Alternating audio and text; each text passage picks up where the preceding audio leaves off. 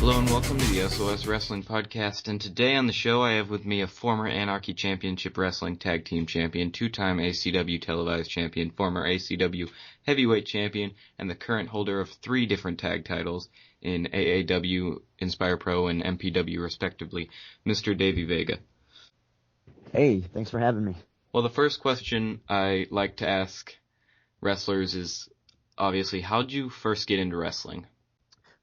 So when I was younger, I got into wrestling. I don't remember how old I was.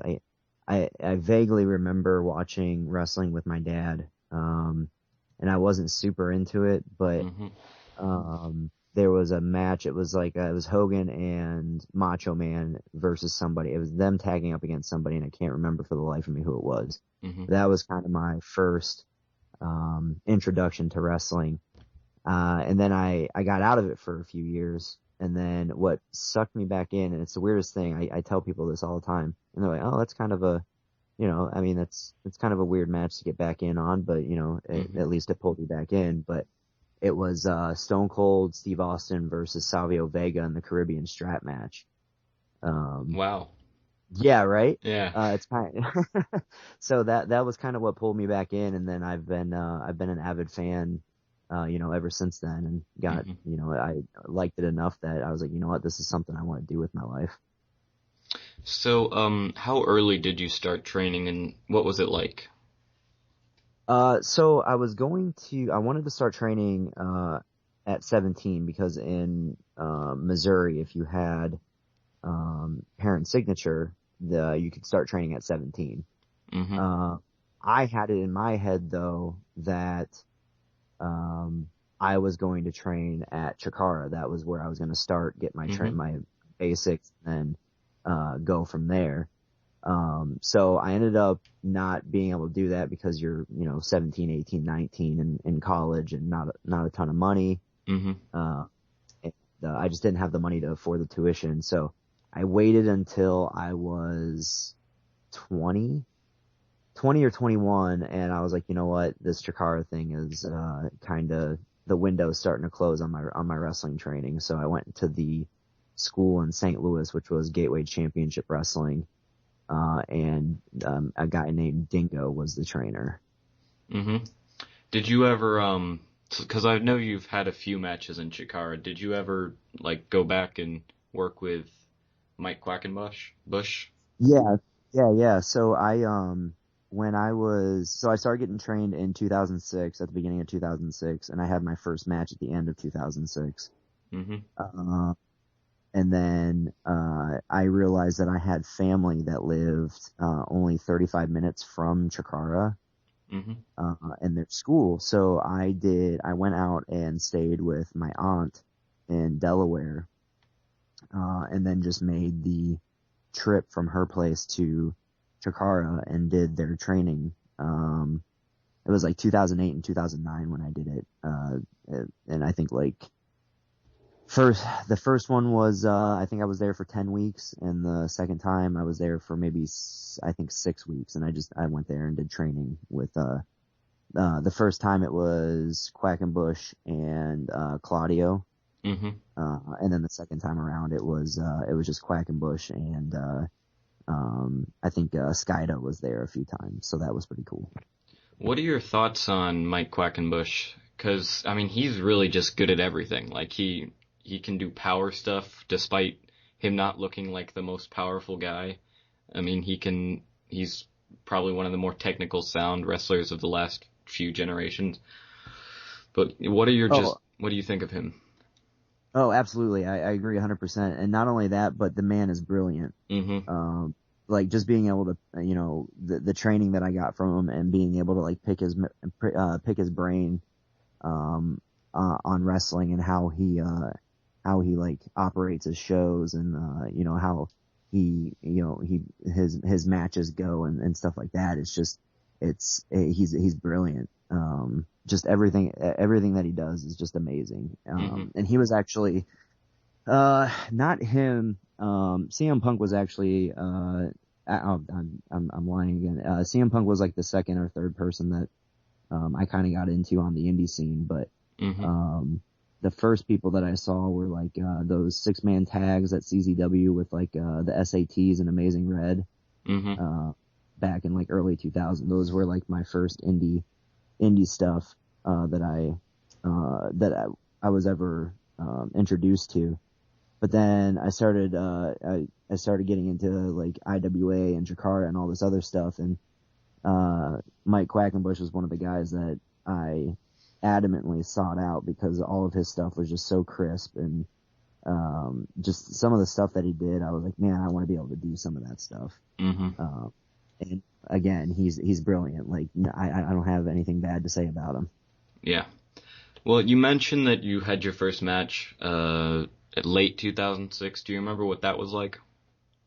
Yeah, I actually it was not that it was weird, but I actually had to get permission from Dingo because my very first match was actually I was because normally when you get trained, it's like, oh hey, you're gonna have your first match underneath where you got trained at, Mm-hmm. and then we'll give keeks and stuff like that. But my first match ended up being out of town in Tennessee because my buddy of mine who had been wrestling in Tennessee for a few years at that point was like, hey, I can get you your first match. So I actually had to get permission to do it. Mm-hmm.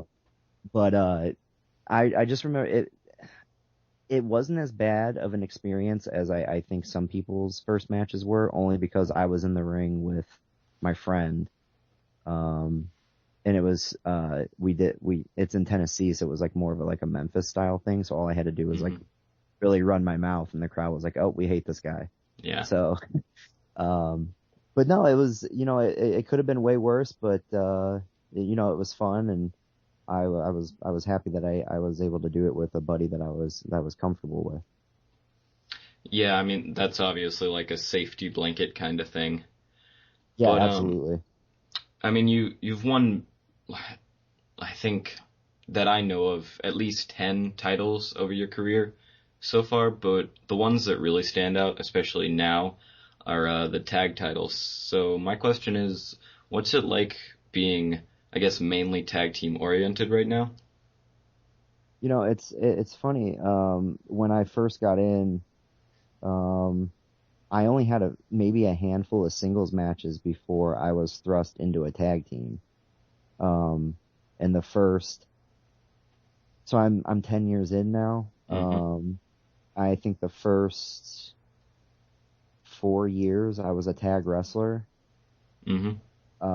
And I didn't start actually like having like singles matches until 2011 when like St. Louis Anarchy became a thing. Yeah. And that's when they were like, hey, we're gonna start using you as a singles wrestler. So I had to kind of adapt to that. But now it's like, so I had about 4 years of straight tag, and then the last, I don't know, 4 or 5 years have been kind of in between doing singles and tag. But I'd say over the last year or two, with Fitchett and I, um, it's been mainly tags again. Like it's more so tags than it is singles stuff. Yeah. And honestly, like the tag stuff, I feel is way easier to handle than single stuff. Uh, and I almost prefer it at this point. But and I've always been a fan of tag wrestling anyway, so it's Mm-hmm. it's kind of that's where I feel my bread and butter is at anyway. So, like I mentioned before, you're also currently the Inspire Pro Tag Team Champion or whatever they call it.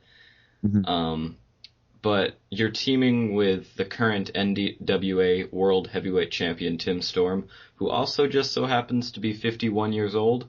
And in my opinion, he's doing probably some of his best work right now. What are your thoughts on him? It's funny. When I've been a part of Inspire Pro for I think they've been around for about 3 or 4 years now, and I've Hmm. been around there since the inception. Um, and it was funny. I didn't know Tim really up until the second year of Inspire, second or halfway through the second when I teamed up with him and Andy Dalton. And Tim's great, like absolutely great. I love Tim. and it's funny because they put him and I together, and they're like, you know what, we just want to see what'll happen here, because like with Tim, you got like the old school like NWA, Hmm. old school wrestler, and then me, you kind of have like a new school hybrid kind of wrestler. And it's like, well, this doesn't on paper, it's like, oh, these guys aren't gonna gel, and then we're like I see all the time people are like, oh, we just can't wait to see what Vega and Tim do this time around. Hmm. So it's really fun. Like it's cool to be able to pick his brain and you know to see like, hey, what should we do here? What should we do here? What ideas that we have, and like just kind of bounce ideas off of each other. And he's like, you make me feel young again. So Yeah.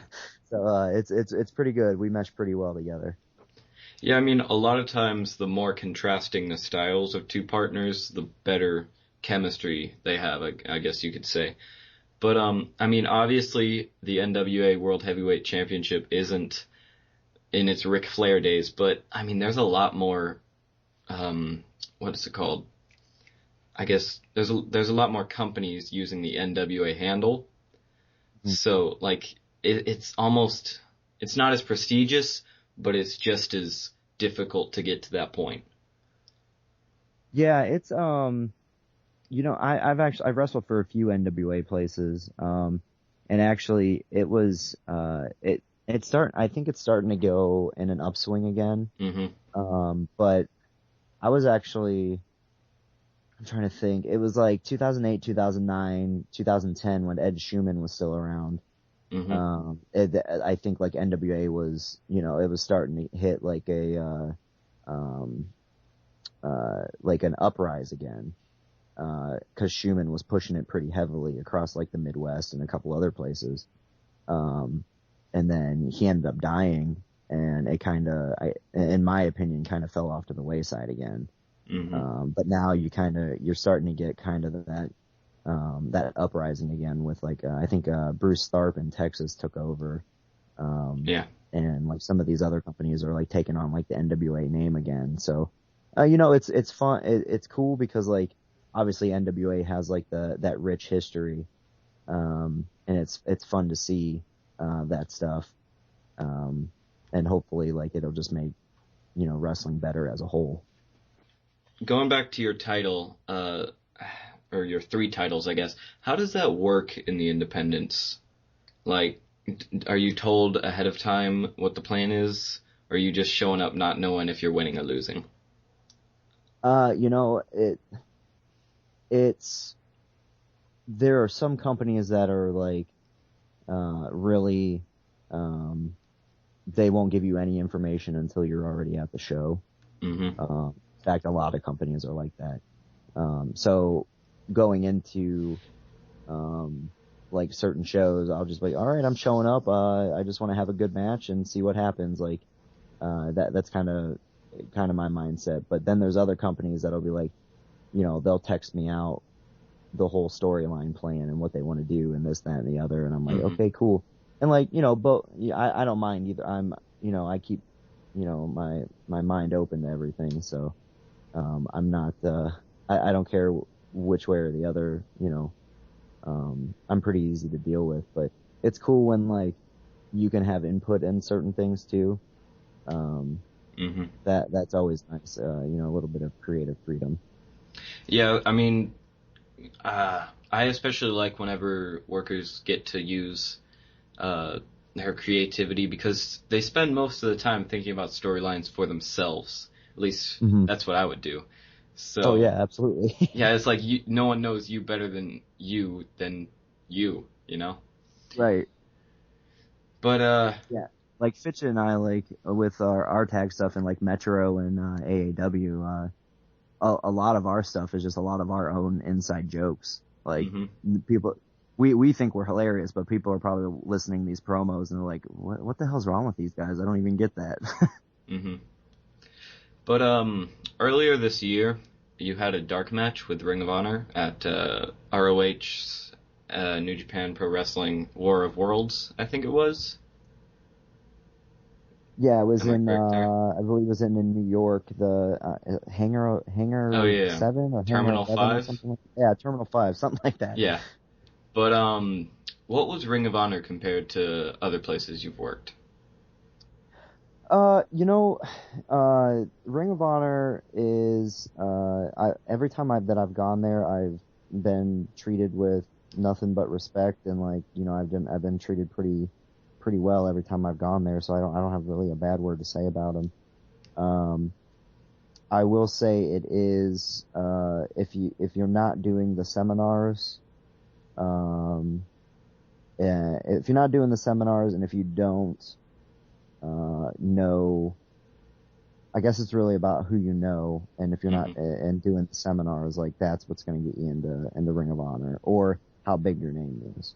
Yeah, So because I mean, connections and respect are two of the biggest things in the wrestling business. yes, absolutely. But yeah, I mean, every time I've gone to Ring of Honor, I've nothing but, uh, people are really nice to me, and really, I have conversation with people, and they're really approachable, and I've been blessed enough to be able to do a handful of dark matches for them, and um, again, I don't really have anything bad to say about them, other than, it's really about who you know, and if you're taking the seminars.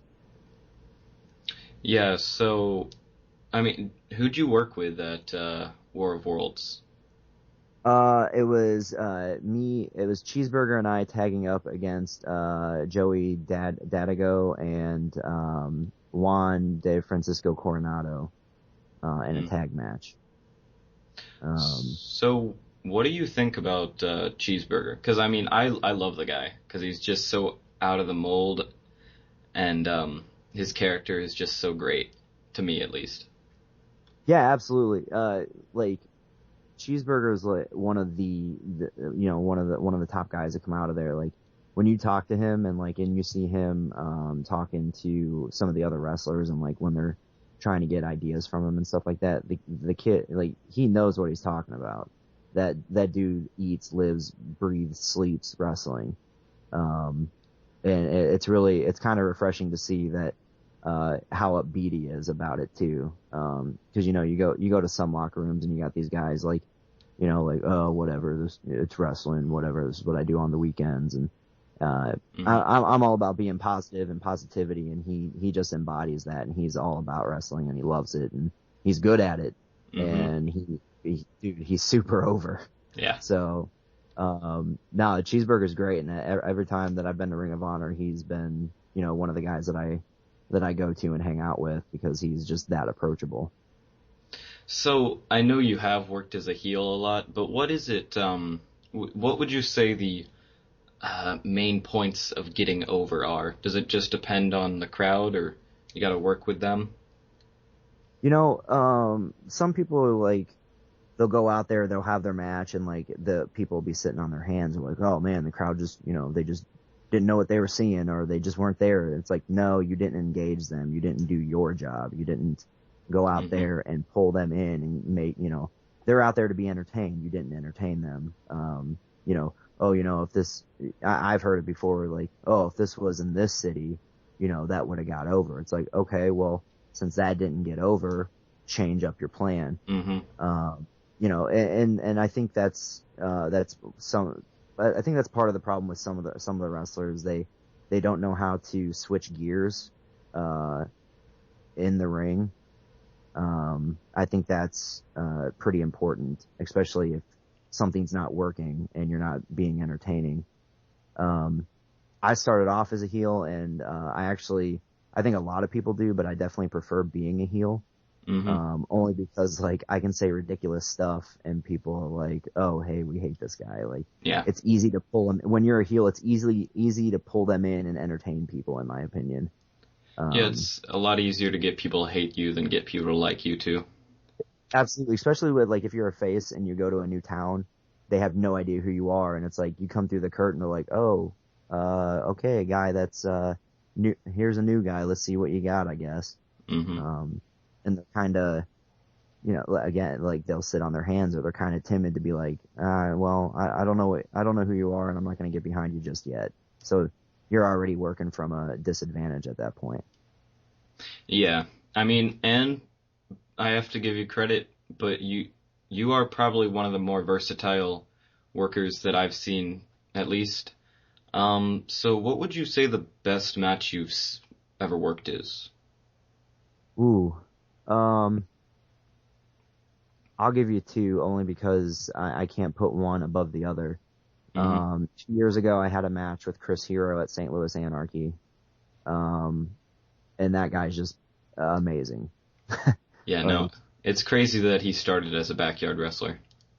yeah, absolutely. Like he he just gets better every time I see him, man. Like he's so entertaining and like he's he's just one of those guys that it's like no matter what he does, everything that he does is so clean, crisp, and it's super over with everybody. Hmm. Um, and yeah, that match I had with him was definitely one of my favorites and one of my best.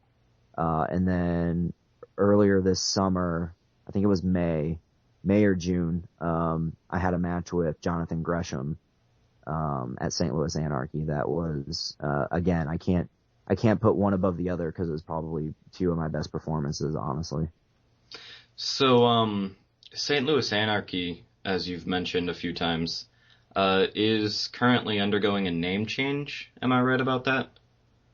Yeah, so St. Louis Anarchy, they've been around since, late 2010, early 2011, and, they recently just got bought out by this.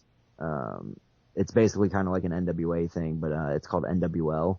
Hmm. So they're going to be NWL Fight St. Louis is what St. Louis Anarchy is turning into. Um, I think it's always hard for with St. Louis Anarchy they had a certain atmosphere that they built up amongst like the wrestlers and the fans, and just it kind of had like its own little like Fight Club vibe to it. Hmm.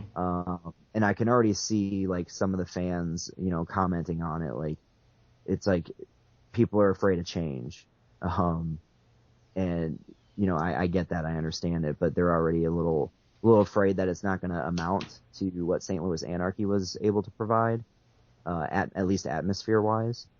Um, but I think that what we're going into is going to be maybe not necessarily better, but just as good as what St. Louis Anarchy was.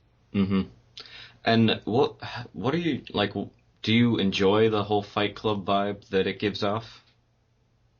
Man, I've always like I love wrestling because I've wrestled in front of 10 people, and I wrestled in front of 1,700 people before, and that's like I haven't gotten to that point where I've wrestled in front of 20,000 or like 30,000, but I've wrestled in front of like a full arena for AAA in Kansas City before, and that was awesome.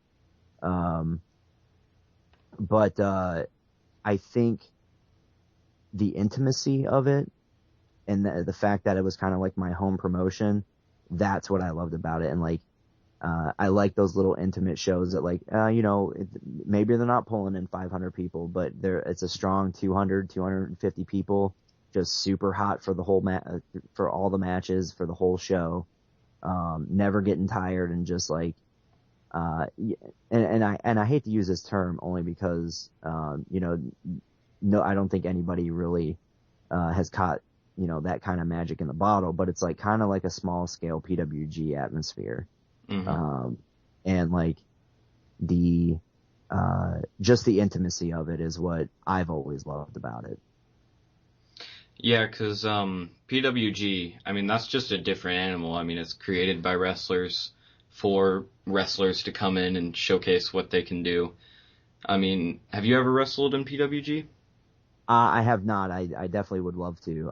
It's still on the bucket list, but we're that I know what it is. I've watched it, and like some of the stuff that they have. I mean, obviously they have some of the best wrestling in the world going on over there. Hmm. So you mentioned wrestling in the full arena with AAA. How did that come about? So I was wrestling for Gateway Championship Wrestling had actually turned into Dynamo Pro in St. Louis, and they got hooked up with AAA, who was throwing a. They were doing they actually announced it as a AAA show, but it was more like just a overall lucha based show in Kansas City. And it was in in like their Spanish community that they had out that way. They needed some other wrestlers, to be a part of it, and had contacted, one of the promoters out in Kansas City, who then contacted the promoter for Dynamo Pro. And as soon as he said AAA, I was like, yeah, let me in. I'm signed on. And it was super early in my career too. It was like 2008. So I maybe had like 2 years of experience maybe.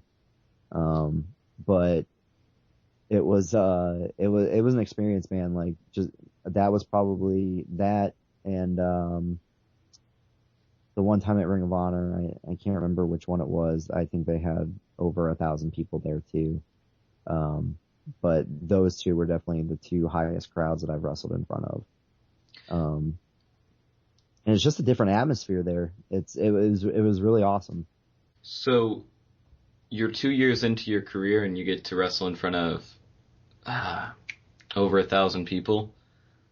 I mean, that's pretty impressive and a good representation of your skill.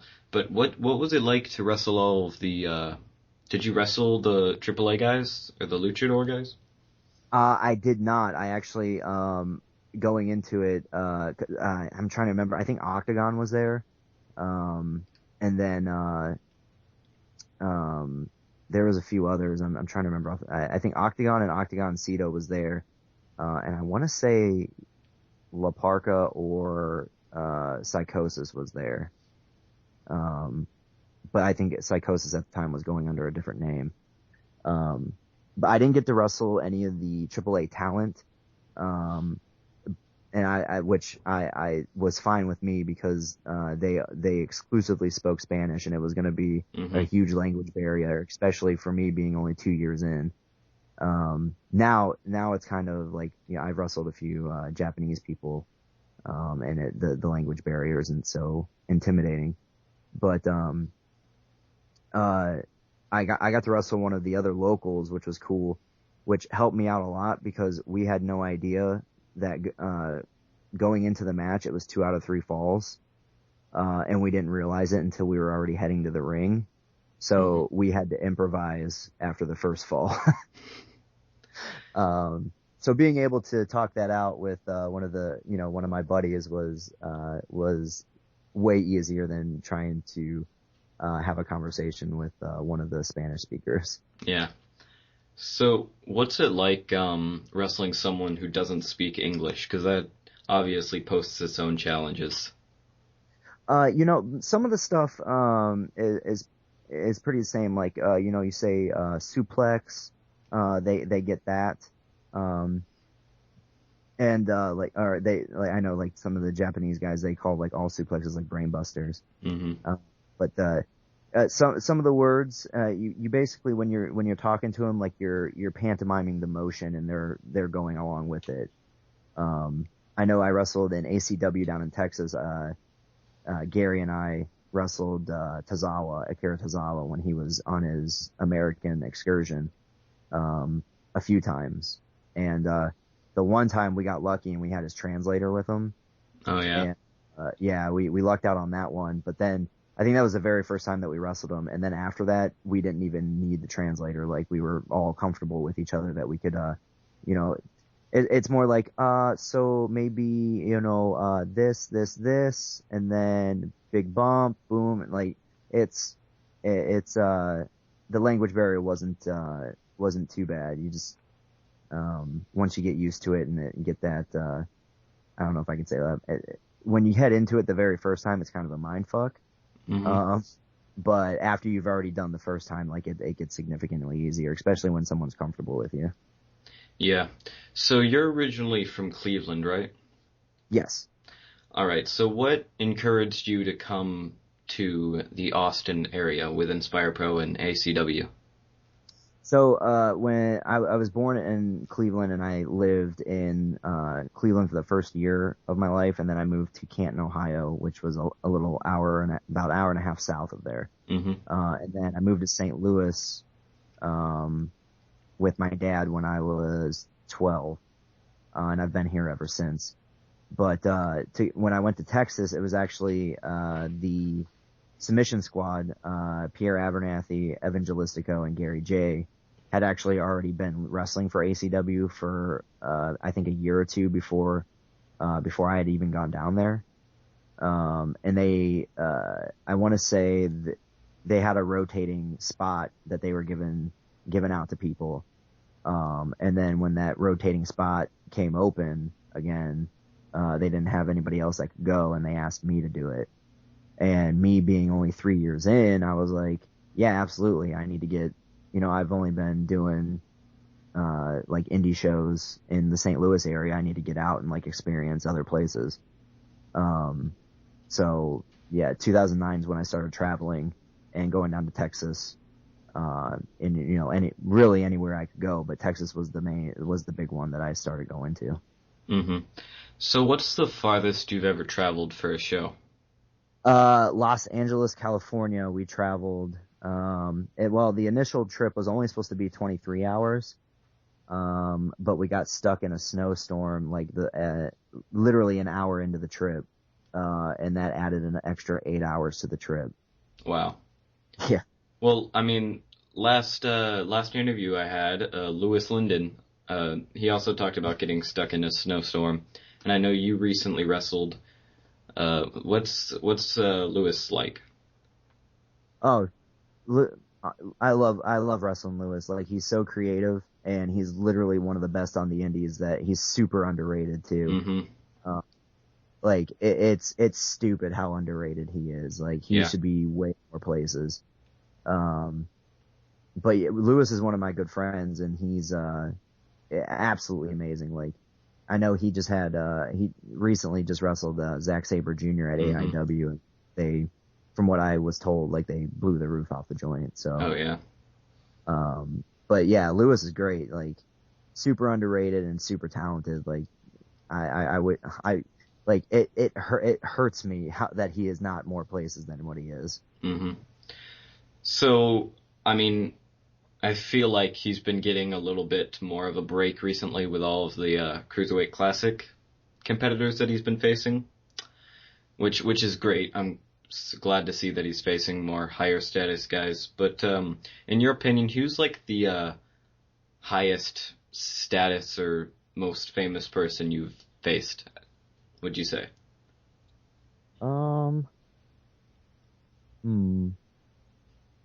I would have to say I've wrestled Jerry Lynn. I guess if you think about it, like, he's been, before he retired, he was like on his retirement tour. Like, he's been everywhere. Mm-hmm. And then I've wrestled Hero, who has also been everywhere. Yeah. I'm trying to think if I wrestled any Fed guys, like, out of the. No, I think those would be the two.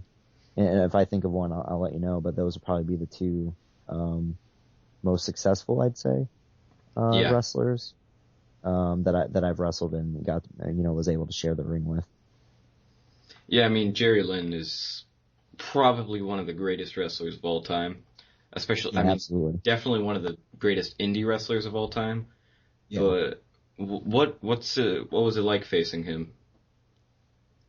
Jerry's, I always looked up to Jerry because, I started watching, ECW when I was in high school.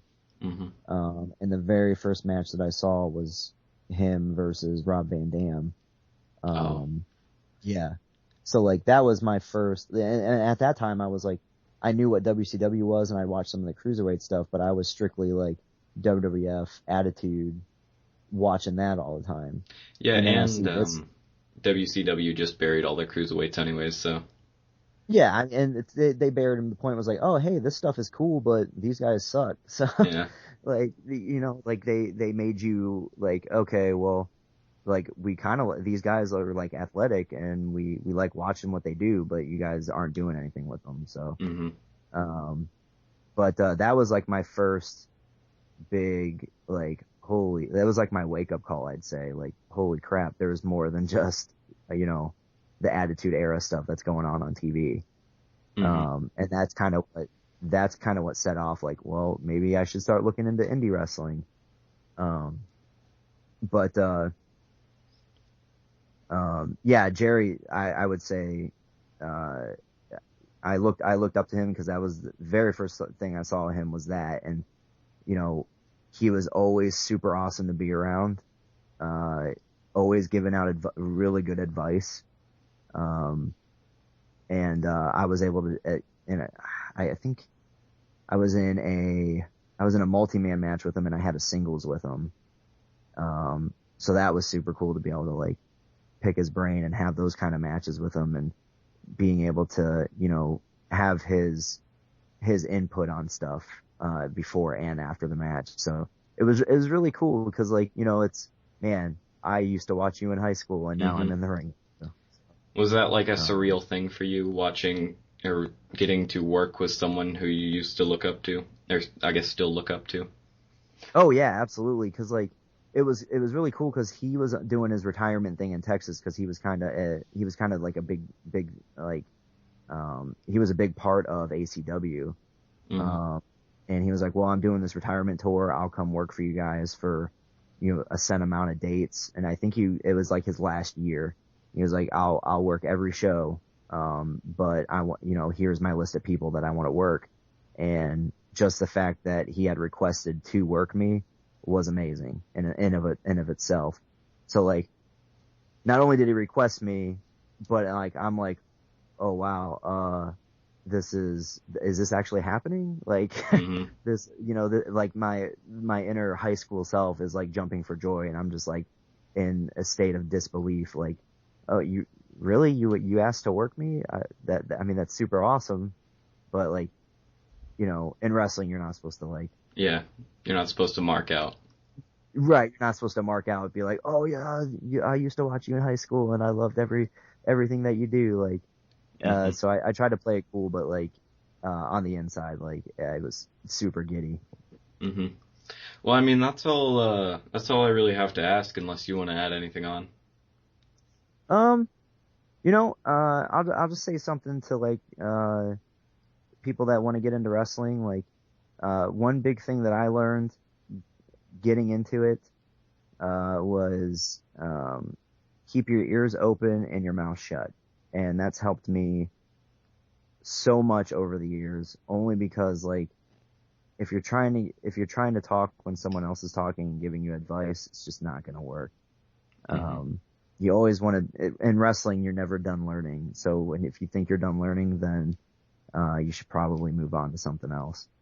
Um, but, and then like to fans, whether you love me, hate me, or indifferent to me, like I appreciate the support. So I, everything that you guys do, you're the reason, the fans are the reason that we're able to live out our dreams and be in the ring. All right. Well, thanks for being on, man. Yeah, I appreciate you having me.